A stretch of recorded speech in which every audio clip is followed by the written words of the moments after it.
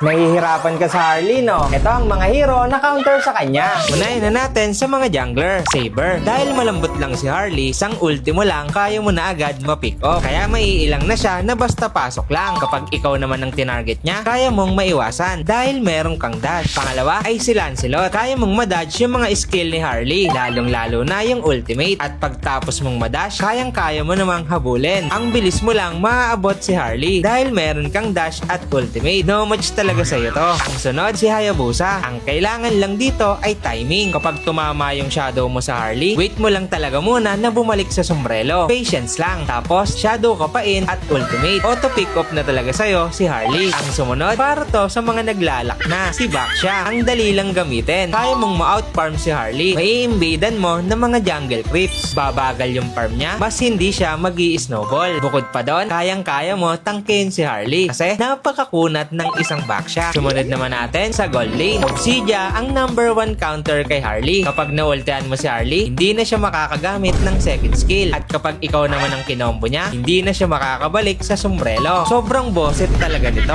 Sumunod ay si Harit. Ang daming dash. Mahirap patamaan ng skill ni Harley. Ang kapal pa ng shield. Sunod sa gold lane ay si YSS. Mahirap kang madalawan ni Harley kasi meron kang ultimate na vision. Makakatulong din to sa kakampi mo lalo na sa solo. At dahil may dash ka din, di ka rin basta-basta makokombo ng isang Harley. Sa mga mid lane naman, dahil mahilig sa bosses si Harley, maganda si Kadita para maunaan mo siya sa pwesto. At dahil hindi rin siya nagtatap boot, hindi siya makakawala sa petrified combo mo. Sunod ay si Lunox. Kaya mo siyang i-burst at may option ka pa na madodge after ng combo. Kaya walang kawala sa'yo si Harley. Sunod ay si Vexana. Kapag kasi na first killan mo si Harley, mateterified siya at makakancel na yung kanyang first kill. Opportunity rin yon para hindi nyo na siya pabalikin sa sombrero. Kombohin nyo na agad. Bukod pa doon, kaya mong ipansalo ng skill ni Harley yung golem mo. Kaya maganda talaga si Vexana kapag may Harley kang kalaban. Sunod sa mid lane ay si Valentina. Dahil kahinaan ni Harley yung may dash, sobrang manghihina siya kay Valentina kasi dalawa yung dash nito. At maganda rin kopyahin yung mga skill ni Harley. Hindi lang yan kapag nagkamali siya sa'yo, kaya mo siyang habulin. Sa mga roamer naman tayo, Saber din ang pwede mong ipang counter sa kanya. Pero dapat naka-utility tank yung jungler mo. One hit combo mo pa rin si Harley kapag may first item ka na. Kaya mong maunahan sa bush dahil mahilig mag-abang si Harley. Pwede mo isacrifice yung sarili mo. Good trade yun kahit anong mangyari. Jungler sa roamer. Sunod ay si Glue. Kapag nag-ulti si Harley sa'yo, gumamit ka lang ng second skill para ma-dodge mo or mabawasan yung damage. At swerte ka na lang kapag nasakyan mo pa si Harley. Sunod ay si Lolita. Kaya mong i-block at ibalik ang mga skill ni Harley. Basta tatimingan mo lang sa paggamit. At kaya mo rin mabigyan yung shield yung kakampi mo. Kaya maganda si Lolita kapag isa kang support player. Pro-protektahan mo yung kakampi mo. Sunod ay si Angela. Pwede mong saniban ang target ni Harley at kaya mo ring i-heal. Lalo na sa late game, kapag may plus of Oasis ka na, sobrang mabobosit na sa'yo si Harley. Halos wala na siyang mapapatay. Sunod si Hylos. Sobrang kunat. Kaya mong itank ang mga skills ni Harley. Hindi lang yan may revitalize ka pa para sa team. Ang sunod sa roamer, si Hilda. Kaya mong guluhin sa early game si Harley kasi level 4 pa yung power spike niya. I-regen mo lang yung nabibigay niya na damage. Ang isa pang nagpapahirap sa roamer ay si Khalid. Bukod sa kaya mong sirain yung rotation niya kasi ang sakit mo sa early game, second skill mo lang yung damage na nabibigay niya sa'yo. Kaya si Khalid ang pinakaayaw ng mga Harley user. At ang huli sa mga XP laner naman, Uranus ang i-pick nyo kapag may Harley. Sobrang kunat. Hindi kayang i-burst. Kaya mo pa siyang i-zone sa mga teamfight. Hahabulin mo lang nang wala siyang nagagawa. At syempre, si Glue din. Hindi lang sa roam to pwede. Kahit i-combo ka na ni Harley, kapag nag-second skill ka, hindi ka agad mapapatay. Mahirap kang dalawan at ang dami mo pang item. Problema ka talaga sa mga Harley user. At ang huli ay si Hilda. May regen, mabilis at makunat, mahirap i-burst ni Harley. Wala talaga siyang choice kung di sa gold lane na lang dumalaw. At yun lang, hindi mo na kailangan iban si Harley. May pang counter ka na. Sana may natutunan kayo. Sana makatulong!